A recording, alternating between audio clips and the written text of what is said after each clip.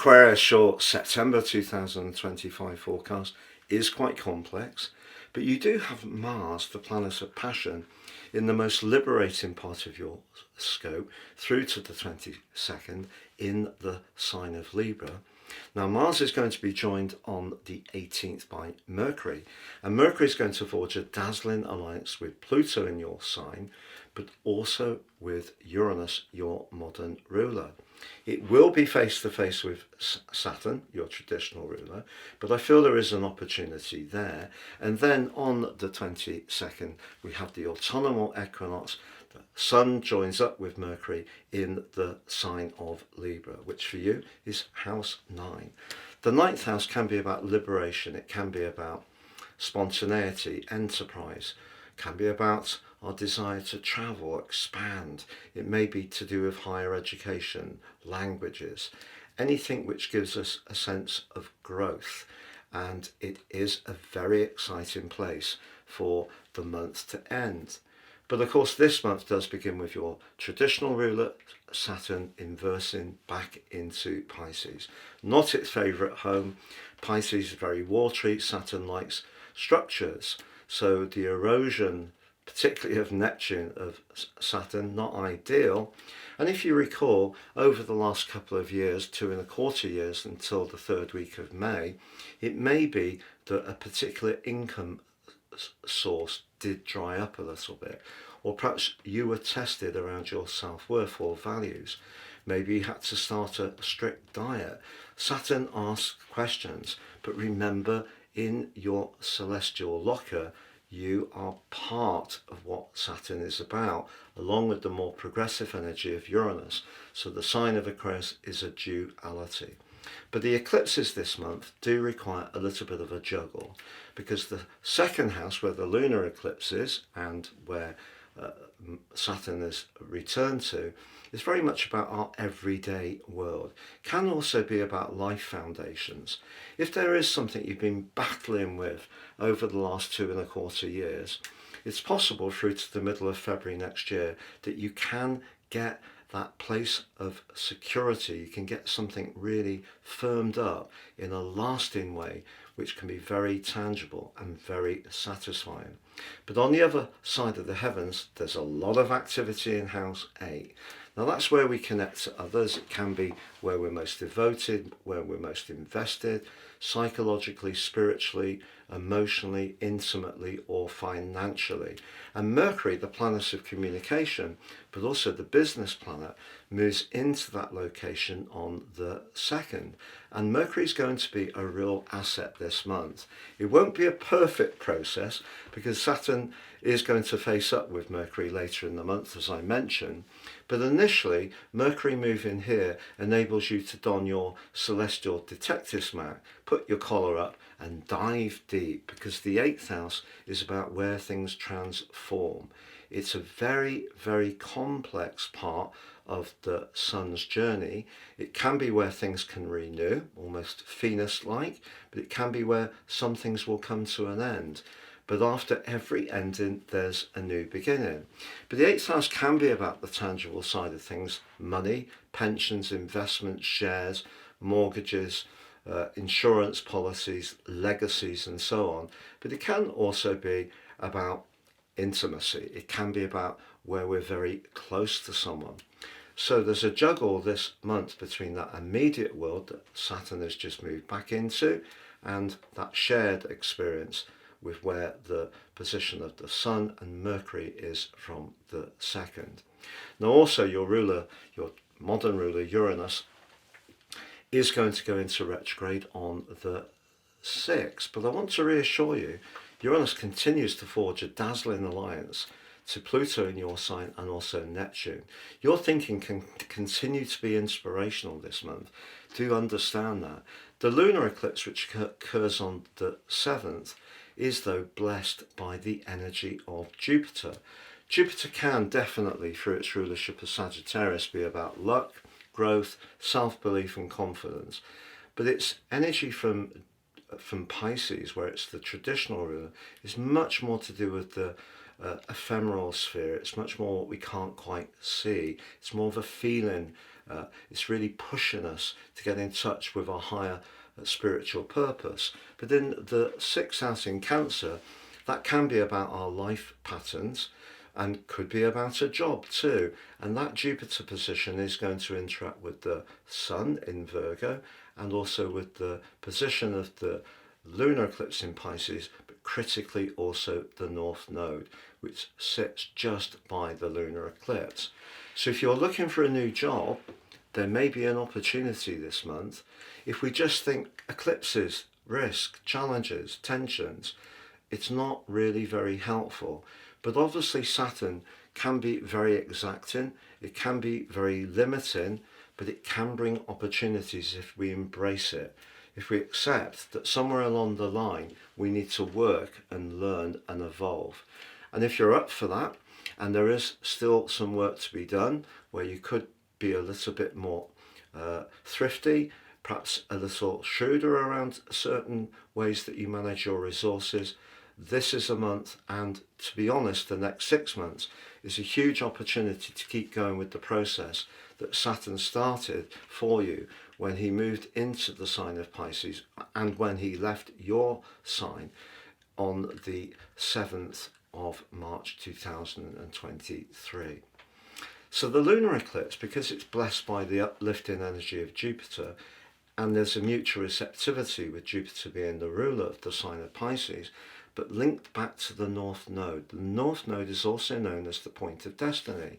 So even if you've really gone through it at times over the last couple of years, really questioned your worth, or perhaps money has been very tight, this lunar eclipse could trigger an opportunity. It might not come exactly this month, but it could come over the next 6.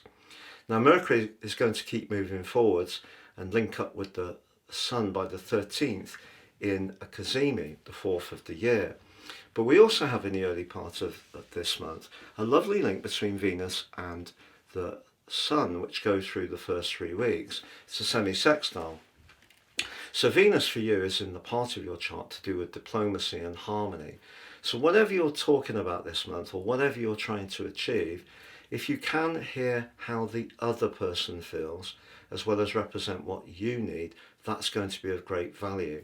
Now, if you do travel this month, on the 16th, Venus and Mars come into a glorious alliance.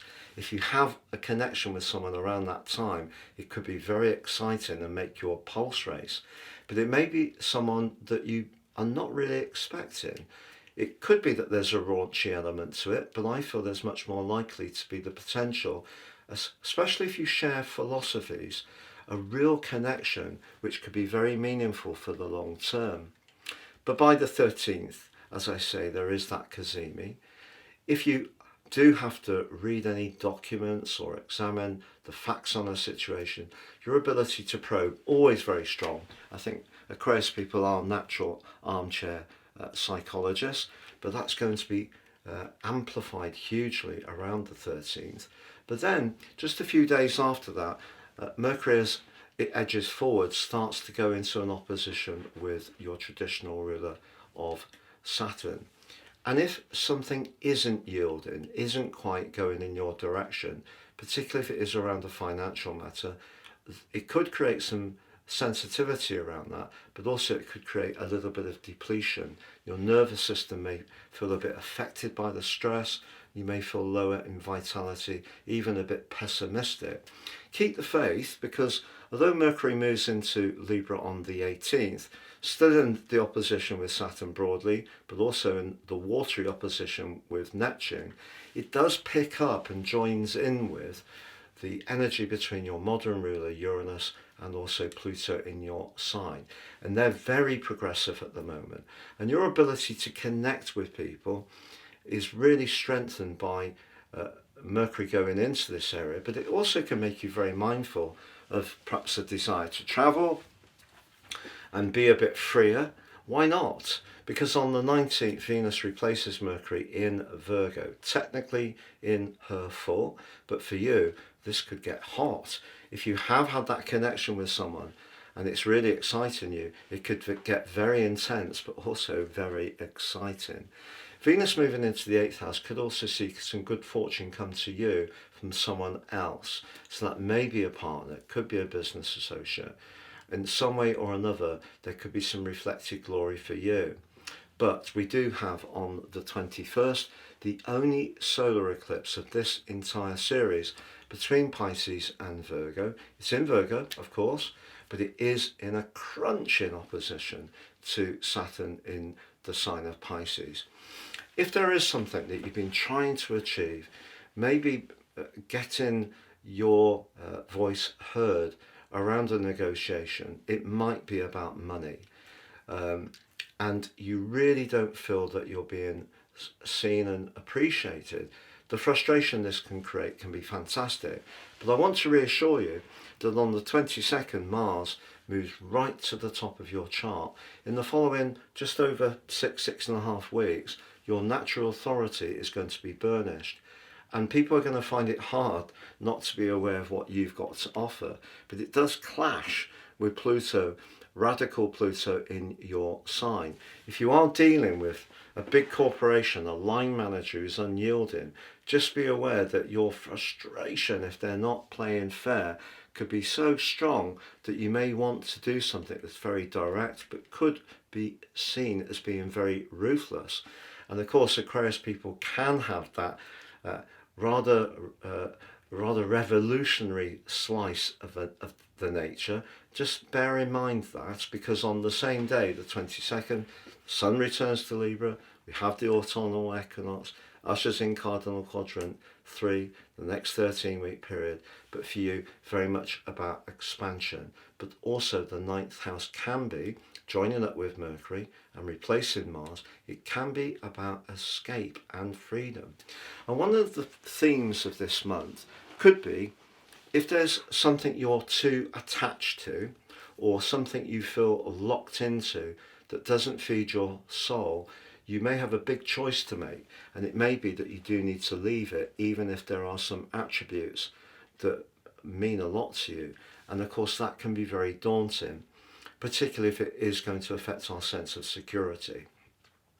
So just be conscious that at the end of the month, if you did something that gave you a little bit of space, moved the moment, just got away from the humdrum, I think that could give you the opportunity to collect your thoughts. Mercury will bring some cool, rational energy to the equation as well. You may speak to an advisor at the end of this month. It could be a lawyer, solicitor, counsellor, life coach, business advisor, someone who's very, very shrewd, and they could give you some very telling advice, which can be very valuable. But this month still glitters with opportunity. I think maybe it comes down to expectations. Saturn in the 2nd house is not easy. And we've got this last window through to the middle of February. And then just after Saturn goes back into Aries, there is an Aquarius solar eclipse, the first in a new series. We're also, of course, going to have the node moving into Aquarius in late July 2026, the true node.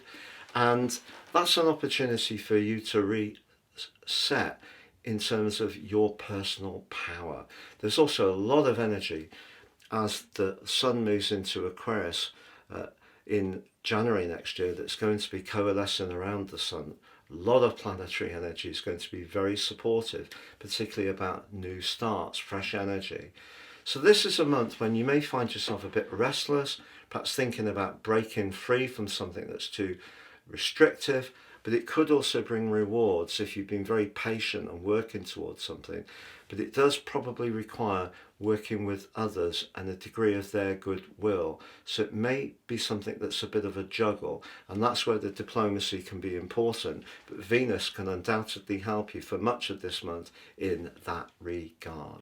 If you'd like to work with me one-to-one, please check out my testimonials below. Please also check out my new website at patrickarundell.com. You can download your free natal chart with a stunning free interpretation. Enjoy my wonderful 3 free card tarot, or sign up for your free daily horoscope fired to your device each day.